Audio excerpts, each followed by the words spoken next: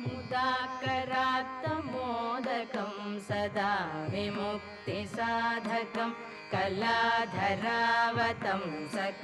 विलासिलोकरक्षकं मुदाकरात्तमोदकं सदा विमुक्तिसाधकं कलाधरावतंसकं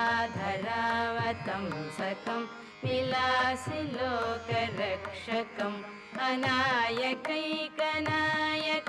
विनाशिते भदैत्यकं गताशुभाशुनाशकं